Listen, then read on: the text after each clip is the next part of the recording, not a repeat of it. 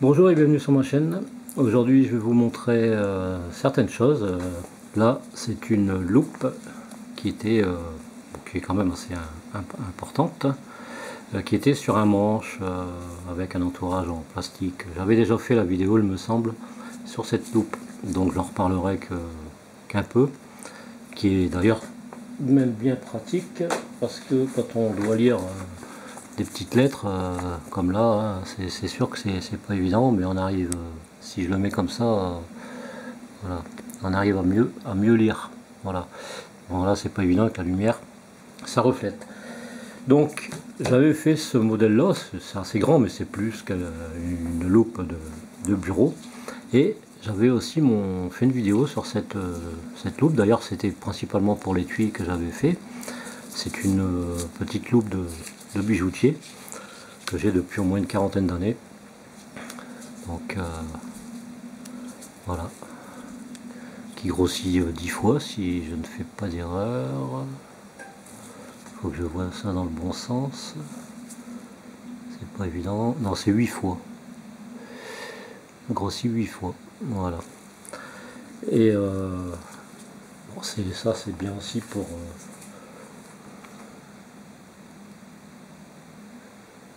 là on arrive quand même à lire, que si on regarde à côté forcément on voit rien du tout. Donc ça c'était pas mal.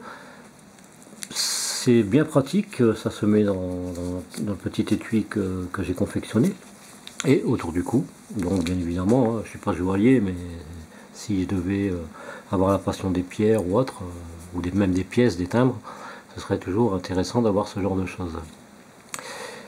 Si je vous montre ça, ça c'est ancien, ça aussi, j'en ai déjà parlé. Par contre, ça c'est nouveau. Alors, j'expliquerai par la suite le pourquoi. Donc j'ai fait un entourage en cuir. Donc là c'est du 1-2 en l'occurrence. Et il y a une partie intérieure, un peu comme un martyr on va dire, de façon à ce que la partie extérieure, le bourrelet qu'on voit ici, d'un côté comme de l'autre, ne soit pas trop gros. Parce qu'en fait la loupe c'est deux parties qui sont collées ensemble, qui sont fixées ensemble, et ça provient d'une lunette de tir. Donc le grossissement est identique à ça. Je pense que ça doit être aux alentours de 8 fois, peut-être même 10 fois. Ouais, c'est 8 fois. Donc si on regarde, c'est vrai qu'on voit un tout petit peu moins, moi que j'ai mis dans le mauvais sens, non? Non. C'est un peu différent. Mais bon, ça grossissait 8 fois, mais simplement, voilà, on le voit un petit peu mieux par rapport à ce qu'on pourrait voir sur le côté. C'est pas évident.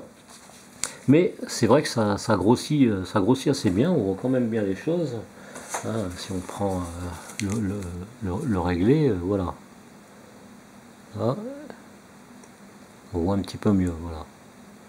Tout simplement. Alors, c'est juste pour expliquer, parce que franchement, quand on a une lunette de tir, si elle est morte, souvent c'est la partie intérieure, où il y a les fameux boutons de réglage. D'ailleurs j'ai récupéré les capuchons qui sont en aluminium, donc vous en avez un sur le dessus et un sur le côté. Donc quand on les dévisse, on a accès à des petits réglages, donc par clic, pour la portée pour le réglage quoi. Voilà, plus à droite, plus en haut, enfin bref, etc. Et j'en ai profité pour récupérer aussi ces deux parties là, hein, parce que c'est pas donné toutes ces pièces. Et la lunette en général, quand elle est morte, ça vient de la partie centrale où il y a les réglages là. Et ça peut aussi provenir des lentilles, si éventuellement elles sont cassées. Mais si elles ne sont pas cassées, c'est récupérable. Ici, attendez, si je mets les doigts dedans, voilà. Il y a une lentille là, une lentille là, à moins que ce soit dans tout un ensemble. Et là, forcément, c'est sûr que l'on voit beaucoup mieux voir. Peut-être, mais c'est pas évident avec une caméra de faire ça. À moins que dans l'autre sens ça marche mieux. Voilà. Tout simplement. Voilà, si on voit là on arrive à lire, c'est de l'allemand. Et à côté, ben, on n'arrive pas à le lire. Enfin, en tout cas, moi non. Donc voilà, ça c'est à récupérer. D'ailleurs, il y avait cette partie là qui se dévisse et que j'avais récupéré éventuellement.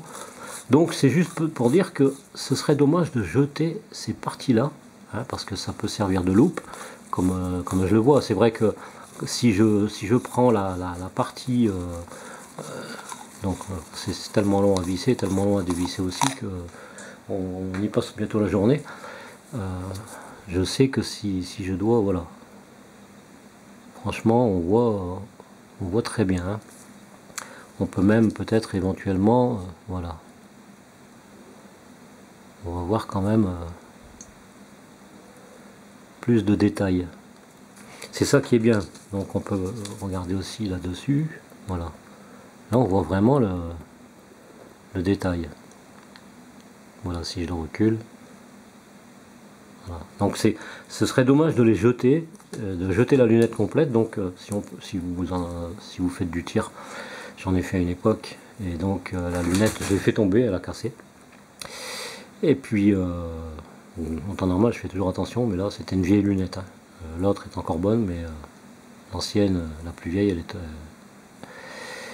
elle a pris un coup. Donc déjà, elle était un peu opaque, hein, au milieu, donc on avait du mal à voir, j'arrivais plus à la régler. Et puis moi je me suis dit, allez, du fait qu'il m'en reste une bonne, je vais supprimer celle-là et faire des essais justement pour faire ce type de choses, parce qu'on l'a autour du cou, c'est sympa, ne serait-ce que pour regarder des choses de plus près, si admettons on va dans un vide-grenier, si on trouve des anciennes pièces parce qu'on est numismate, ou pour toute autre chose d'assez petit, ça peut permettre de voir un petit peu ce qu'il en est, et puis de pouvoir grossir, et puis voilà, on voit quand même assez bien, hein. C'est assez sympa. Donc voilà, c'était juste pour expliquer qu'il serait dommage de jeter des choses alors qu'on peut s'en servir à nouveau, et puis que ça peut avoir une deuxième vie, comme là, voilà. Maintenant, on a ça autour du cou, c'est pas lourd, c'est tout aussi intéressant que ça, mis à part que là, on l'a autour du cou et on ne le perd pas. Que là, ici, l'étui, on ne le perdra pas, mais ça, si ça échappe des mains, ben, c'est foutu. Ça tombe, et puis si on peut pas le récupérer parce que ça part dans un égout ou autre, ben ça y est, on est mort. Il y a un petit trou, on peut peut-être y mettre une petite ficelle, mais c'est pas évident. Donc voilà, ça c'est plus à avoir à la maison, ou éventuellement même ailleurs, mais d'y faire attention, que là, on sait qu'on ne le perdra pas, tout simplement. Voilà, je le montre un peu plus près, j'ai fait un nœud un petit peu spécial, voilà, c'est venu comme ça. C'est juste pour marquer le coup. Et le cuir utilisé, c'est du 1-2 en tannage végétal, bien évidemment, avec une teinture brun bison, mais diluée 50-50. Donc 50% de teinte brun bison et 50% d'eau, tout simplement. Donc ce qui donne un cuir, une teinte beaucoup plus claire, plus sympa. Donc voilà, ça c'était juste pour vous faire profiter de certaines choses, hein. Même si vous trouvez une lunette de tir sur un vide-grenier, même si elle n'est pas en très bon état, vous savez très bien que bon, si le gars il vend ça à 4-5 euros éventuellement, ça vaut le coup de le prendre. Et puis vous savez qu'avec un côté, donc ça c'est la partie qui est, je sais plus si c'est la partie qui est au bout ou la partie devant, je sais plus parce que j'ai démonté, mais voilà, j'ai plus trop de souvenirs, parce que normalement c'est là dedans, et a priori je pense que c'est plus cette partie là, c'est plus la partie qui est devant, voilà, c'est la partie qui est devant. Donc on sait pertinemment que cette partie là, bon bah il y a une lentille d'un côté, une lentille de l'autre, donc ça grossit beaucoup plus que l'autre et que celle-là. Et donc c'est intéressant de l'avoir. Après bon, il faut bien nettoyer pour enlever toute cette graisse, c'est une fine graisse là.